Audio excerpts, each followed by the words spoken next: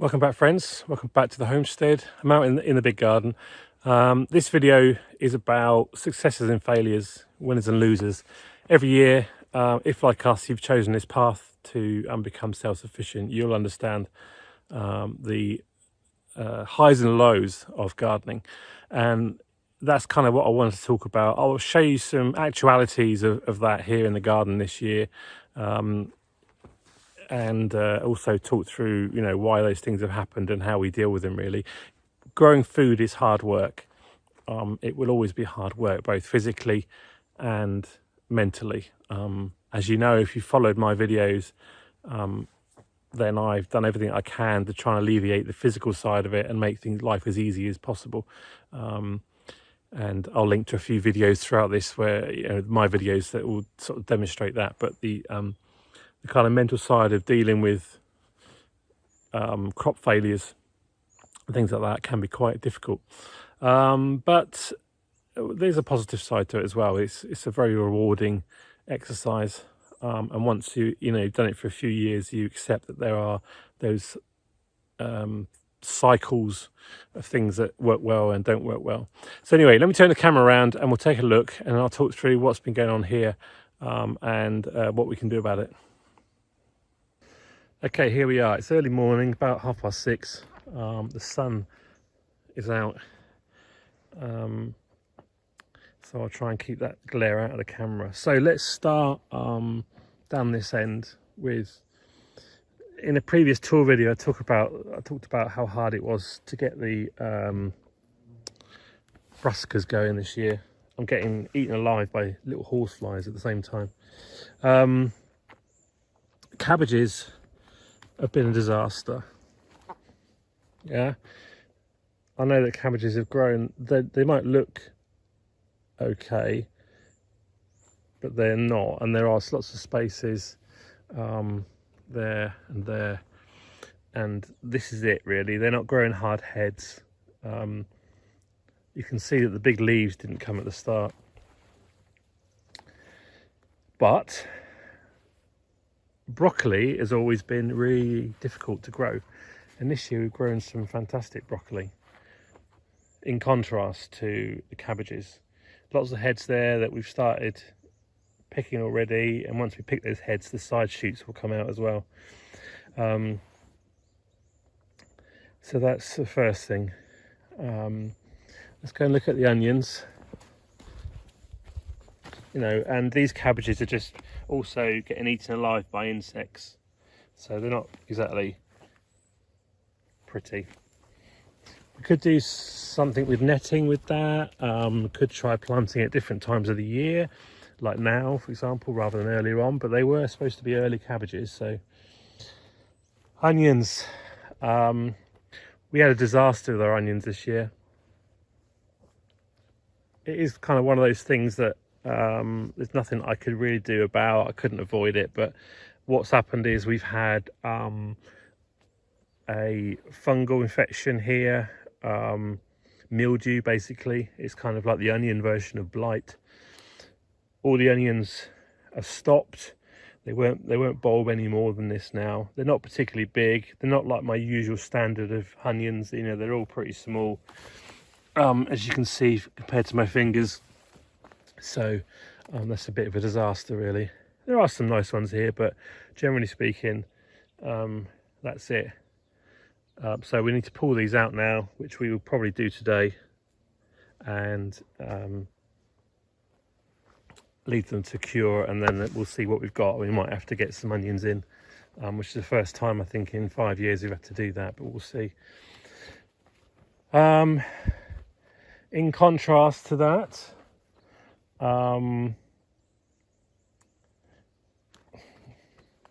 there's nothing really in contrast to the onions. Peas, these are tall peas, should be tall peas. They should have grown right to the top here, but they've only grown to about halfway. On the other side, they're growing a little bit taller, but generally speaking, not the greatest harvest at all. Don't know why. Could have been, it's most likely due to the weather. So nothing, again, something that's kind of out of my control. We had a really, really hot late May, you know, which peas are supposed to be an earlier spring type vegetable. But who knows? Having said that, those field peas over there in the middle of summer are doing great. They're looking lovely actually. And you can see the flowers, and there's already pea pods on there already. So, you know, pluses and minuses, like I said. Now, if we look at our onions here, we've also got a problem in the garden with moles. You can see this morning, that's from this morning, the moles come all the way along this path, absolutely turned this completely over. My fear is that they will go through the carrots and just destroy the carrot beds, basically.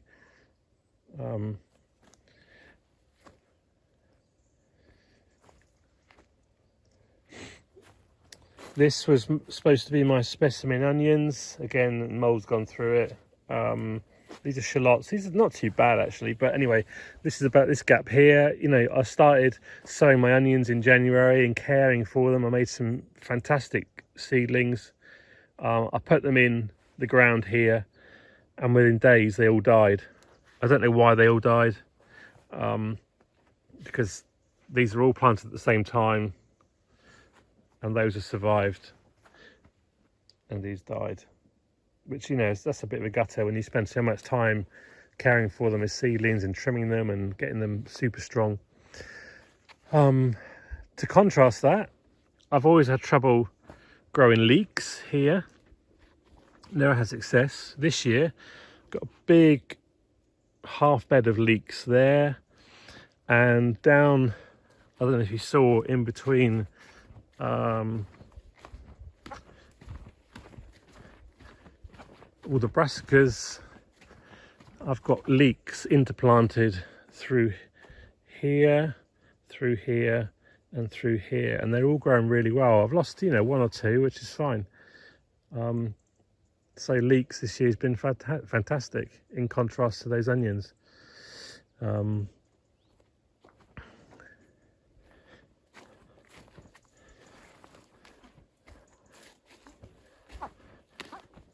It's my shoes squeaking, my gardening shoes. This should have been a bed of parsnips. I sowed them once, nothing came up. I sowed them again, nothing came up. So bad seeds maybe. I tried my other germination method as well, and it was quite poor, where you pre-germinate them on a kitchen towel. I've had some other germination issues as well. Contrast that, I suppose, with my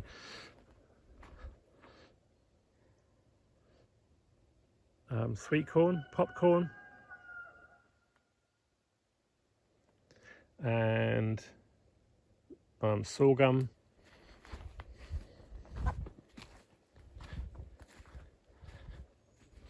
Which is doing really well.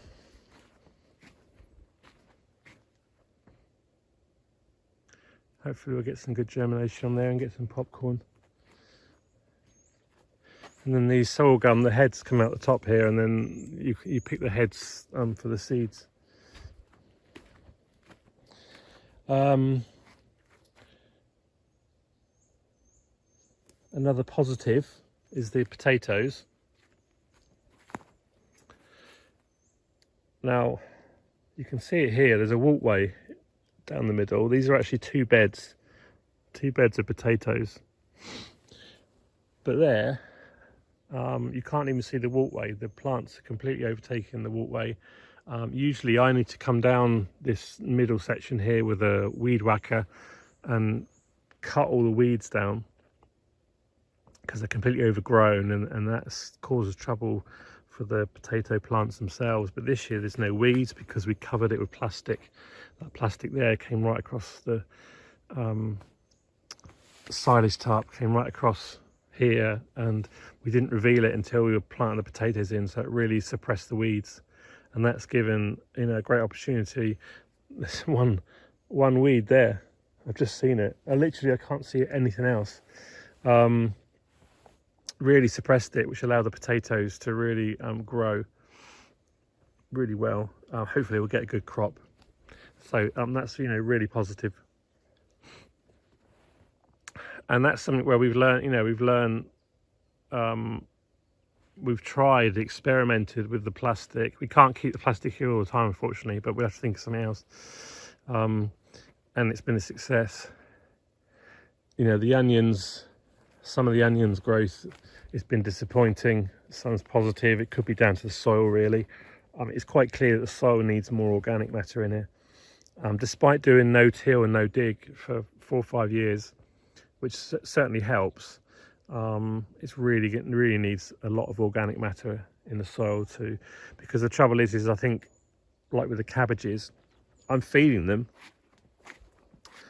with liquid feeds, but I think with the liquid feeds, they don't stay in the soil very long, particularly the nitrogen. Nitrogen, you know, is known for washing out of sandy soils, and so it needs more kind of stable, solid organic matter in the soil to hold that nitrogen in there, to make it accessible to the plants. So we'll do that next year. In fact, in autumn, hopefully autumn will get a lot of organic matter onto the beds. Morning, Mr. Cockerel, if you can hear that on the video. Moving strawberries has been on here, has been positive. It needs some weeding now, but it's been, you know, successful, so I can't complain there. And what else was there?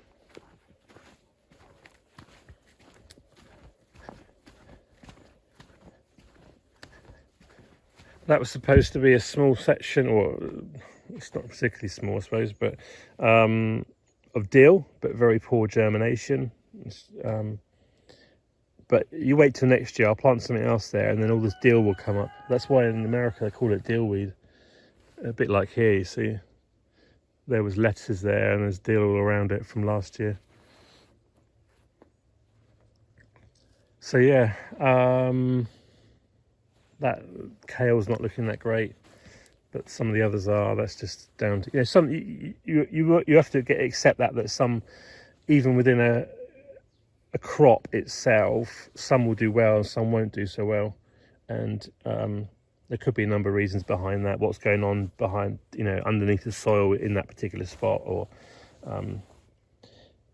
bugs might have decided they will attack that particular plant more than anything else. Bugs tend to attack the weakest plants, so you know, these I'll probably just pull out and give to the chickens. Yeah, so the important thing is to learn really from,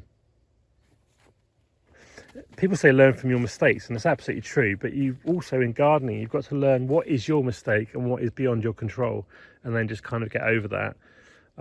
That is a harsh reality, really, and it's really harsh if you're practicing resilience and you wanted to store crops for harder times, and it's your first year doing that. After a few years, you've got to store a bank, you know, of preserved food in cans and jars or whatever, or dried, frozen, and you can call upon that on the harder times, on the leaner times when you have a bad crop. But if it's your first year, that's really difficult, and you'll think it's your mistake and you're rubbish at gardening and stuff like that, and that's simply not true. It could be something completely beyond your control. Nothing you can do about it. So don't fret, but keep going. Check, do research, ask around. You know, it could be climatic, environmental, to do with where you are, and so it's good to ask people around who are also growing stuff what kind of year have they had, because you may find that you're you know, you're all in the same boat really, and all have bad years. A bad year for the same crop. Who knows? So there are my kind of successes and failures. I'm sure there are more to come, really. You know, there will be more surprises. Everything, you know, you never know. with the brassicas at the moment, I'm now fighting the cabbage butterflies. And so the reality could be that in a few days' time, you know, that there's caterpillars and worms, all, you know, caterpillars all over these, and they're completely eaten alive. But you know, that's something that happens every year, and I prepare for it as best I can. And so we're out here picking the eggs off and picking the caterpillars off if we see them, and to sort of keep the damage down to a minimum, learning from past years. So anyway, I hope you found that helpful, and enjoy looking at the garden in the morning sun, because you know, at the end of the day, there's always next year, isn't there? I know that there's only so many cycles of gardening. When you look at it on an annual basis, there are only, you know, I've probably only got more 25, 30 more cycles of gardening to do in my life, if I stay healthy for that time. So you want to get it on, you want to what am I trying to say? You want success to come as soon as possible, and to learn as soon as possible, and take on a download of every article of gardening knowledge that you possibly can, to have the best year next year. But I think it's always good to look forward to next year. You say, oh yeah, I know this happened this year, but don't worry, let's put it behind us. And because there's always next year, isn't there? There's always next year. So there we are. Successes and failures. What have your successes and failures been? Let me know in the comments. Give us a thumbs up if you enjoyed the video at any time, and do check out the video I put out last week about the garden that's around the other side by the greenhouses, because there we have had really good success, and I think it's good to contrast and look at your areas, you know, where you have had success, and accept that they make up for the areas where you've not had success. Anyway, I'm rambling on. Take care, everyone, and I'll see you in another video very soon. Bye for now.